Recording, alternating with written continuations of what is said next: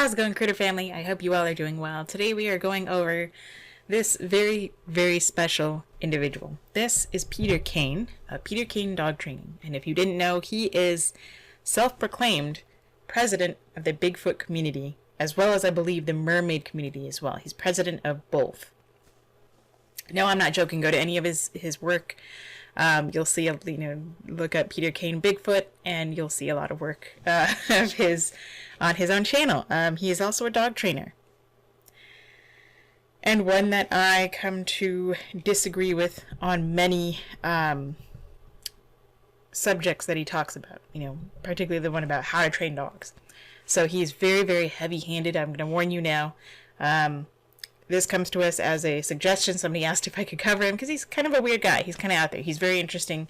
I love his artwork and his videos and skits and sketches on different cryptids and Bigfoot and all that other good stuff.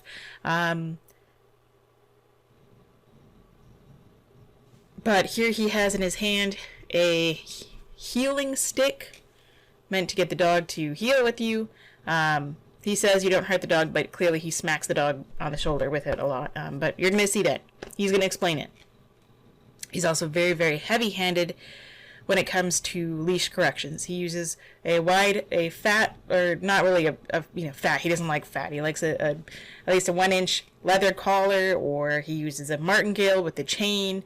Sometimes he'll use a star mark collar. He always uses an e-collar. Always, on every single dog. From a 2-pound Maltese to, 80-pound Cane Corso. So he yells at the dogs a lot. He calls them names, as we're going to see in this video here. So he's working with I believe not even a 1-year-old Vizsla named Lutzi, who is a bird dog, a young bird dog. And as usual, the owners mess the dog up, so they send them to him and pay thousands upon thousands upon thousands of dollars to get this dog trained. So anyway, thank you for the suggestion. If you all are ready, then let's get started. So we're on the field. So this was, real quick, this was from a live stream of his. If you go to his channel, Peter Caine Dog Training, and you go to his go to the playlist section and go under live streams, it's just titled Dog Training, and you'll see this kind of looking in the thumbnail. It's very excited, trying to get him to heal and behave better. So collar him up, right hand. Leave the collar alone. It's and a the bird dog, he says, leave the collar alone. The dog is scratching at its neck because the collar is irritating them. Because he's always shocking this dog, and I mean shocked because this dog yelps a lot. This dog has yelped several times on a 4 or even a 2 on this mini or micro or whatever you want to call it educator, which is not an educator. It's just an aversive tool. So it's about a year old. It's very excitable. The healing stick with me. It's not. So he does that a lot, where he smacks himself on the head with it. He'll smack himself here with it and says, "Oh, it doesn't hurt. It's not meant to hurt the dog." But I can guarantee that was not comfortable what he was doing to his head, because he knows he's doing it. He knows how hard to do it, so it doesn't hurt. And 2, he has at least 3 layers on here. He has an undershirt, he has a button-up, and he has a very thick coat. So if he smacks it here, that's not necessarily going to not hurt. Even that force with one finger is not necessarily comfortable. He says you're supposed to annoy the dog with it, just like with the e-collar, the shock collar. Dogs are very sensitive, and when he holds it, says you're supposed to hold it up like an umbrella, and then goes down and hits the dog, or touches the dog, or smacks the dog, and then it goes right back up. From this distance, all the way down really quick to below your knee, hitting someone on the shoulder, that's going to hurt. Hurt the dog. To annoy the dog. Hey, heel. It's like the dog's got ADD right now. So he's hitting his leg right now. So I'm going to walk him around and see if I can just. There's no he has a wide. The dog has a flat buckle collar and an e-collar, and he puts his leash on the flat buckle collar. But man, he gives some harsh. He has very loud hands. He knows it. He wants to haul ass. He's having hard. Here, heel. And he is obsessed with heel. No! He says, Sit! so he smacked him with it now. And he says if your dog is not at heel, they need to be in the crate at home. They're not in control. So talk about, even more controlling than Beckman. No! Over here, man! He's smacking his leg. Sit! Let's try the leash on this guy. He's having a hard time paying attention. We've got to get him past this. He's got to be able to pull this off. So, I guess I'll take the healing stick, put it in my pocket. No, Another pop. Has the e-collar always in his hand.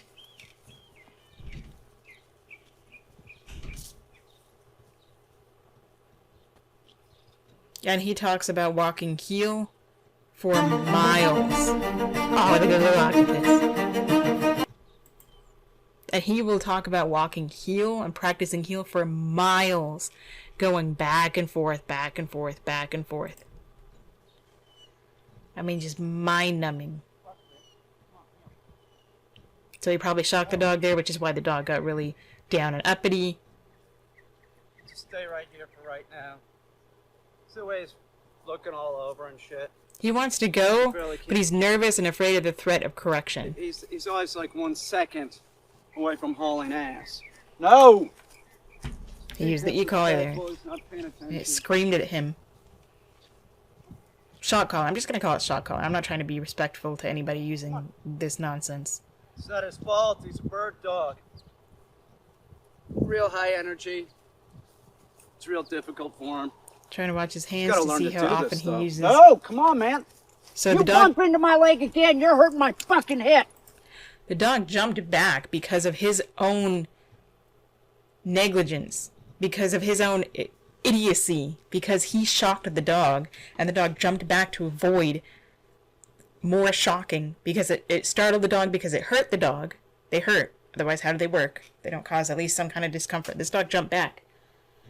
And it happened to hit his leg. So he corrects the dog for far too long, even though it was all his fault to begin with. And the dog doesn't care if you got a bad hip. If you have a bad hip, don't be training dogs. Otherwise, have some kind of barrier there to protect yourself. Don't be using the e-collar, shock collar. Don't be correcting the dog. You move the dog into your own leg, dummy. And you're going to get mad at the dog and curse him out, okay? Listen to my tone. You hear my tone? They don't understand words. So correction should have been done long ago if you are going to be using corrections. But none of this makes any sense. None of this matters because the dog wasn't at fault. It was his fault. You do that fucking again, I'm going to get Another fucking correction pissed. For absolutely no reason. Abusive. She's hurting me. He doesn't give a shit, neither do I, that he's hurting. You're hurting him. You're abusive to him and any other dog you've ever trained and owned. And yes, he owns many dogs. Mr. Bigfoot, Caine. Nobody cares that you're hurt. You hurt yourself. And that's no excuse. I don't care what the dog did. It's still no excuse for you to treat them like this. Your tone if your dog's doing something stupid, or they're going to keep doing it. Sit! You better watch. I'm sure he shocked him again there. And he says that dogs don't understand language, but they understand tone. So that's something else that is just absolutely some nonsense that is just some of the dumbest, among the dumbest that I've ever heard. If they don't understand language, they have their own language, body language and vocalization and whatnot, but also, how are you able to give them, in his case, commands? How are you able to tell them to sit and they understand? Because if you say sit, down, if I go, ha, ha, ha, ha, how do you know what I want? That is tone. I can do higher, I can do lower, I can do longer, I can do short. If you're just doing in like whistles, they can learn that too. I mean, look at a bunch of border collies that are used, they use certain whistles, come by and in a way, to me and left and right, and they use certain tones of whistles and certain patterns within those whistles. Whether it's 3 doot doot doot or a long doot doot or a single doot doot, whatever. Those are tones. But dogs also understand words. Very sad little man. Your step, man! You're hurting my fucking hip! Heel! He doesn't understand any of that, That doesn't mean the dog doesn't understand language. You're actually making him less trustworthy of you and just ignore you. Again, it was your fault that you made the dog jump into your leg because you hit him with the shock collar. Heel. Sit. Heel. Right here.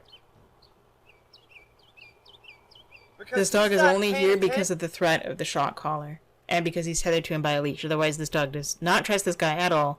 Would not care to be around him. Would be totally gone by now. I say heel. He just flies into my leg. He doesn't give a shit. Well, he better start giving a shit. He doesn't have to. That fucking hurts. Then don't be working a dog if you have a bad hip. Nobody cares. Like, because he's so aggressive with dogs and, in my opinion, abusive, I don't care that he's injured. I have bad knees. I have a bad back. I worked with a very, very strong dog the other day that pulled me on my face twice.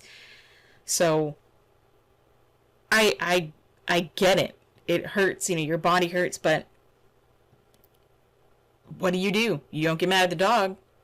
You learn that this environment, this situation is far too advanced for this moment, for the dog at this moment, for this time period of where they are in their training journey.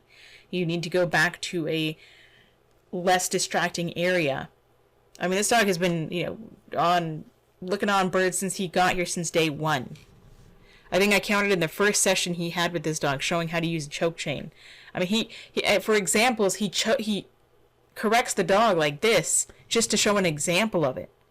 And he says, go backwards towards the spine, the most dangerous thing you can do. So he causes the dogs to ignore any correction, and then gets mad at them when they don't listen. I mean, in the first episode, or first lesson, I don't know, in the 10-minute period, he had, if my memory, from what I counted, was 72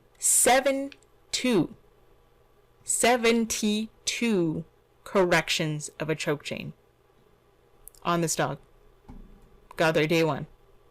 Was what I counted. You can go back and look at his live streams and see when he's holding his thumbnail is like, I think, him holding up a choke chain or something. Heel. What were you doing, Lindsay? Sit. Heel. Sit. Shock, shock, shock, shock. That hurt, man. He doesn't care. No, heel. Sit. If you don't want him to run into you, then don't use the shock collar to correct him or to make him speed up, whether it's used for positive punishment or negative reinforcement.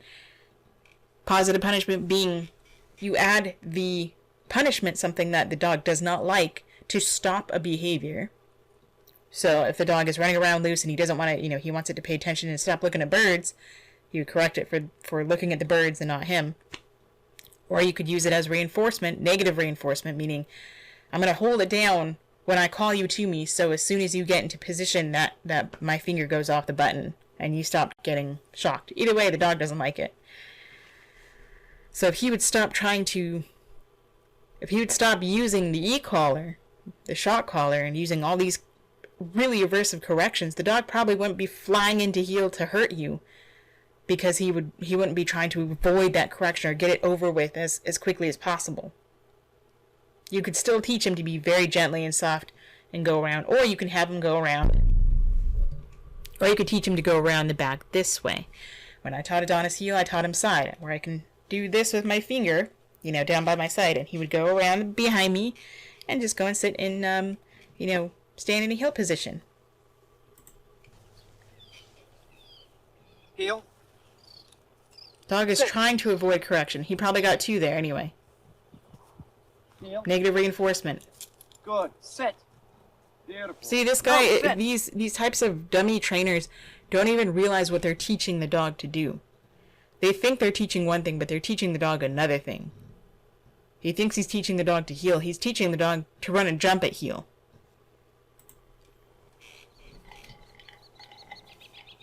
No, heel. Sit. Get your fucking ass back, dude. Dude, what the fuck are you doing? Sit. Heel. Sit. Poor dog. No, sit. Heel. Sit. See, dog still doesn't give a hoot about him. Heel. Sit. No. Hold. Heel. This is probably Sit. one bit of possibly positive reinforcement for you. Drop. That was probably the one little bit of positive reinforcement for this dog was that was forced upon him. You know, the only game you get to play is go get this thing for me. And then once, you know, because you're in an abusive relationship where you're always getting in trouble, the one time you get to do something that you finally learn is fun because it's freedom, you have to play by my rules. And if you don't play by my stupid rules, then you don't get to play at all. Start playing by my rules. Not fucking slamming to me like that. That's bullshit, dude. He's still getting mad at him. The dog does not care or understand at this point. Doesn't connect it at all. And it was his fault in the first place. Because, again, I've said it 1,000 times already. Because of the e-collar. The shot collar. On my foot. Heel. Sit. That was Tonka's deal. And his dog, Tonka, is a German short-haired pointer, which I'm so sad that he spent 11 or 12 years with this man. Who still wears the shot collar, by the way. So these people say that him particularly says the 4 quadrants and this and that and this and that. The 4 quadrants were made for positive and negative and the alleviation of both.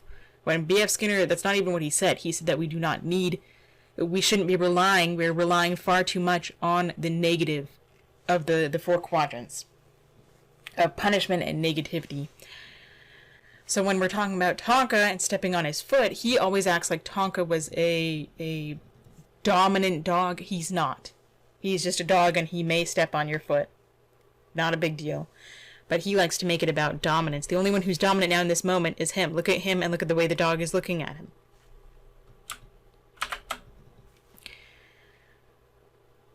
And he talks about, you know, oh no, we alleviate the negative and the positive.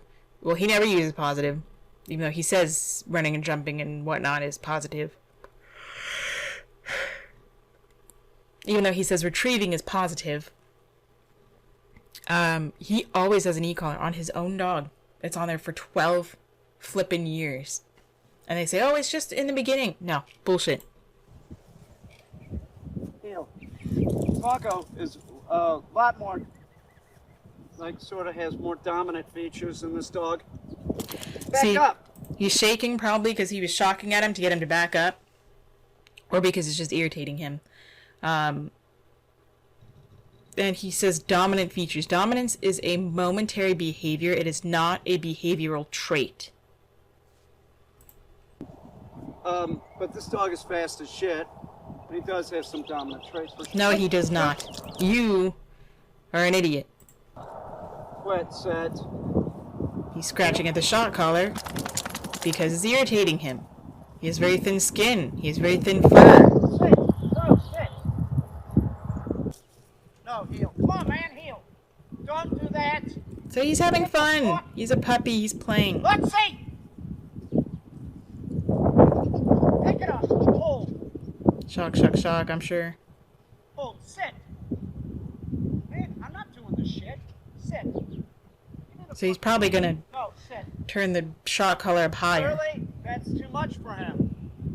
Yeah, God forbid the dog has any fun. You can't do that right now. You can't keep his shit together. Did you see that? That's not good. It's not good. That is normal. Just keep it simple. He is a young dog. What's he, heel? No, heel. Sit. Because if we were doing that and he's doing that, that's his body language. Just keep doing it. He is all metabolism. You don't want the dog to do it. Now we're getting positive. This is positive. He's doing this right. So you build on success. There's nothing positive about that, dude. We'll do retrieves with him. That's what this He's is just all about. blind. He's blissfully ignorant. He sees what he wants to see. Heel. No, heel. So anyway, that was this video. I think there's a point in this video where he does make the dog yelp. There's several videos where he makes the dog yelp. So we don't need to see that. But yeah, this was Mr. President of the Bigfoot community, Peter Caine. So thank you for the suggestion. Let me know what you thought of this video. Go say hi to your little critters at home. I don't know if you can see or not. Ellie's over there. But give him some kind of loving for me. Say howdy do. And until next time, practice peace, patience, and positivity.